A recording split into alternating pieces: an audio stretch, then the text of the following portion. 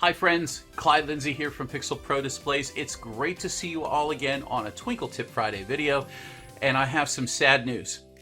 After all these years, 9 or 10 years or so, xSchedule is no longer going to be the default show player that is available with xLights when you download it.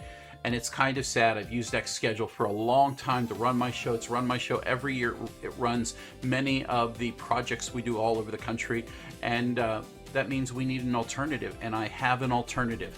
So in today's video, what I want to do is I want to talk about what's going on with xSchedule and the new player that we're going to be switching to, which is called EZPlayer. Stay tuned.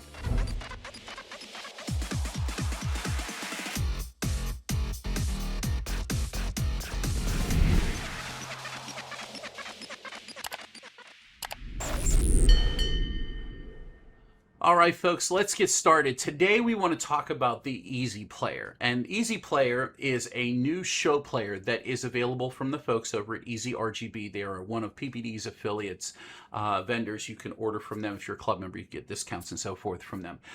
But the kind of the sad news is that xSchedule is not being actively enhanced and developed with new feature-rich enhancements. In fact, Dan Culp told me back in March that they were going to, I don't want to say sunset xSchedule, but they were going to remove it from the xLights download and import, or whenever you open it up, it would xSchedule would install with your computer. And he wanted to let me know that there was going to be some changes in xLights over this year that may or may not make xSchedule continuously viable. It probably would still work for this year, but as the years move on, there may not be anybody actively working with xSchedule. So that brought on the need to start looking at and working with the guys over at EZRGB, who had been developing their own EZPlayer. And well, we had a look at these for the past year and a half now over at some of the different mini. We went to Trans World, we went to Florida Mega Mini, we went to Northeast Ohio, we went to East Coast Christmas, and we got the chance to use firsthand the EZPlayer and the functionalities. Now, a lot of people had no clue that there were a number of booths, the Matos booths, our booth, were being run by using EZPlayer. And what's fantastic about it is that EZPlayer has a lot of great feature enhancements that xSchedule never got. Now, I want to walk through today in this video some of the basics to getting a show started, but behind me we have a small setup, and I want to do a quick schedule for you to show you how simple, how easy it is to use EZPlayer. So let's get started. So the first thing you're going to do is you're going to head over there to EZRGB.com. That's the website. And if you click on the button at the top of the page, it says EZPlayer. You're going to see an all about EZPlayer, a quick start guide to walk you through this. I'm going to page down to the bottom. They promise to move this up to the top so it's easier to find. But you can download this for Mac, Windows, and for Linux. So I'm going to download from the easy setup. It's right behind me there, and it'll take a second to download it, and we'll go ahead and get it installed. All right, here we are. Let's go ahead and open this up and run this. And this little pop-up shows up here. I'm just going to go ahead and click more information and run anyway. This is what I do in Windows as well for xSchedule. And it'll take a second here. And it's doing the setup over on the other screen. There we go. Now you can't see it, but it popped up over on the other screen as a icon. Let me minimize the screen here because we're done with the EZRGB website. I'm going to add the EZPlayer icon here. I'm going to double click on the EZPlayer icon, and it may open up over there, but we'll get it in a second. It opened up over here. I'll go ahead and pull it up. The first thing you're going to notice about EZPlayer is that it's on a small screen format. So the first thing that you're going to notice that you may need to do to EZPlayer is to set up a show directory. Now, I've installed it. It's already seen my show directory. I'm going to show you how to do that if you need to do that. You click on these triple dots there, and then you click on the settings icon, and you click on show folder. And this is where you can come in. You can choose your show folder. This is my seed matrix show folder, and you can select it. And that green pop-up tells you that a change has been made to EZPlayer and it is saved it. So we'll go ahead and close this screen. And I'm going to go ahead and maximize this because we're going to work within all of these things. The main thing that I want to show you, let me grab the xLights layout here so you can see this is the layout that I have in xLights. There's nothing fancy about it. It's just one matrix panel made out of seeds. It is one ornament and it is one snowflake, and then over my shoulder here is a little toy soldier. So that being said, that you've seen the layout, you've seen the setup, let's go in and look at the player homepage. Now the homepage right here, right above me, you see two main boxes. You see a status box for the player when the player is running, and you see a controller status box directly above me. And what EZPlayer is doing is it's looking at the controller status, the controllers that are available, and can it see it online? Now, clearly you can see, anything that's listed in green is online. Now, I have two controllers over my shoulder here. One's sitting on the chair beside me and one's right here. And those are hooked up to the show, and clearly through the network, EZPlayer can see them. So that's a good sign. That's a helpful diagnostic tool.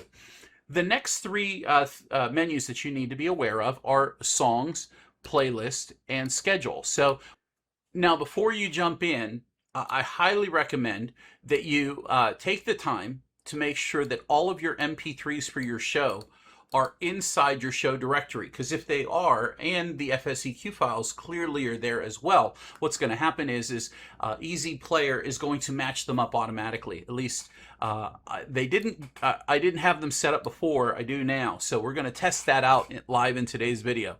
So the first thing we'll do is we'll click the button up above me. It says Add Song, and we're going to select an FSEQ file. And hopefully we'll just navigate to our seed matrix folder. We'll look for our FSEQs. So I have a couple different ones. Let's do Hark the Herald Angels Sing. We'll open that and see how it says upload MP3 file, select file.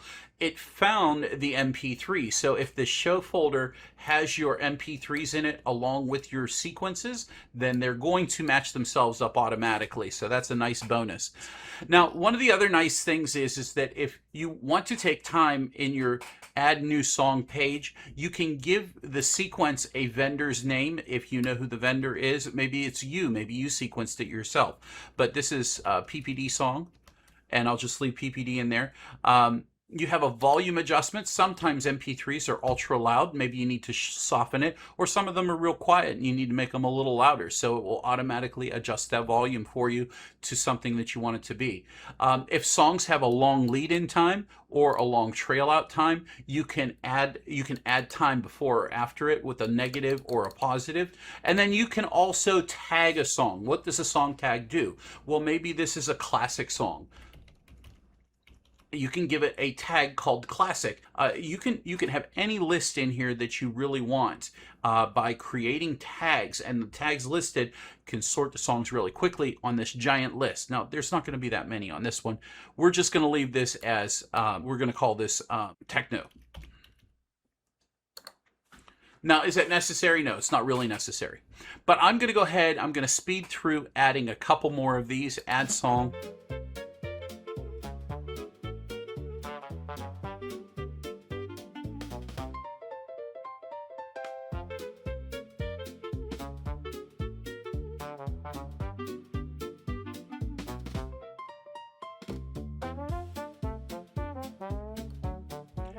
And then here I want to show you, we have a couple different static sequences we can add.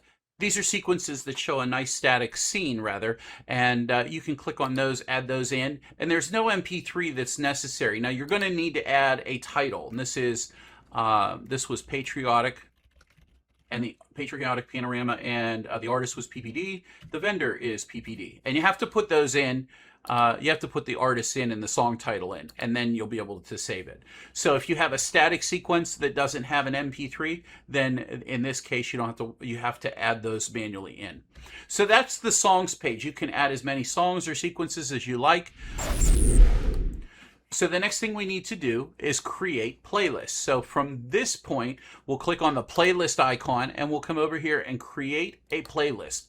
Now we can give this playlist any name. We'll call this 2026 Christmas show. You can give the playlist a tag, and you can have as many playlists as you like. Maybe you want to put all of your classic songs in one playlist. Maybe you want to put your kids songs for kids night on another playlist. Now you can use, there's some nice functions here. One of them is you can search for a specific song. If you want to create a very specific playlist, you can type it in exactly. So if you have 100 sequences in there, you can just type it in really quick. So if we were looking for Jingle Bells, I can type Jing, and it will bring up anything that has those letters in it. And if I select it, I think we can click and drag and move this over here. Now, let me clear this out of here and delete that. Jingle Bells is there. We can add, using the arrow button, we can add Patriotic Panorama, and then we have Hark the Herald Angels Sing. There we go. And so there's 3 songs. This is a playlist. I think that's all we need to kind of get us started. All right, guys, so that's how to make the playlist. Let's move on to scheduling. Click on the scheduling icon, and today's date is highlighted because that's today's date, obviously. But you can, the first thing you're going to notice is it's a calendar. If you're familiar with FPP or xSchedule, you have lines, and everything's just one on top of another. And this is very similar to the way your brain thinks about whenever it thinks of a calendar. So I really like this view. They came up with this almost 2 years ago, whenever they were doing the prototyping and stuff, and they were asking for ideas, and I said I'd love to have a calendar view as opposed to, and this was already in their thought process. So anyway, I wanted to we can start a schedule right here, and to create a schedule, you just click anywhere on the calendar, and we'll start with selecting a playlist. Now, we already created our playlist, and you'll notice our start time here automatically pops up as the time as now. So what you want to do is you want to set this for the start time of your show. Let's say it's 1700, 5 p.m. And let's say we're going to run it until 17:30 p.m. Okay, so there's a 30-minute show, or maybe you're going to do it for 17. And I'm not typing the colon in either. It's just the number. So maybe it's 1800 we're running the calendar for, right? Okay, so the next thing that you want to do is you want to check the loop box. Now, I think there's going to be some changes to this screen, so hold tight. If things get moved on the priority list there, what's on the top, or not priority, but if things get moved around, don't fret. They're probably going to edit the screen here after the last webinar that we did, but they're probably going to have loop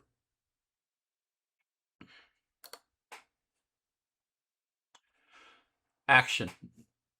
And so after we enter the time, we can come down here. Now, there's been some changes and updates, as far as I'm aware, to this scheduled playlist screen. They're probably going to make some edits and updates to it. Loop will probably be already pre-checked for you, because most people are going to loop their playlist. And some of these boxes are going to be moved down and around. There's going to be an end time behavior, how you want your show to end, and they're going to revamp the text for each of these, so it's a little bit more understanding. And after the time, end between items after the end time. In other words, it'll play the last song that shows up before the end of the playlist begins. So at 1800, if a song starts at 17:59 and 10 seconds, it'll play the next song on the playlist, and it will continue on through into the next minute, and it will continue playing, and that will end the show. So it's kind of hard to understand how the developers were thinking about it, but that's the easy way that I can explain it to you. There are other options in here. I don't want to go through all these other options. I just want it to play a schedule start to finish. And so if we hit schedule, boom, we now have a schedule that is complete. Another thing I want to mention, that whenever you were entering this and you let the current start time, let's say the current time is 7:21, and let's say you happen to have this scheduled at the exact same time. So it's 7:21, so it'd be 19:21. If we started it and we click save or update, and you finish the update, or you click update, it would physically start playing. So I'm not doing that. I want it to naturally turn on. So I'm going to say, don't start this at 7:22. Let's start it at 7:23, which is 19:23 hours, and we'll run it until I don't know, 1930. So, and then we have the loop checked, and we'll go ahead and click the update. And now we want to go back to our player page. We've got, you know, a very short time. It's going to pop off here, but I want you to, I'm going to click the reload schedule button. And what that does, it kind of refreshes the page. But notice it says the next show, when it's going to start, it starts at 1923. And it should pop off here in about 20 seconds. But again, this is a nice controller status page. This is a nice schedule status page. You can also see here, you can zoom in on the timeline and see that, oh, look, there is a schedule set up here that's going to run a certain length of time. And you can hover over it and it pops up the exact times and what's going on. And now behind me, as you can see, the sequence popped on. I'll go ahead and turn the volume up.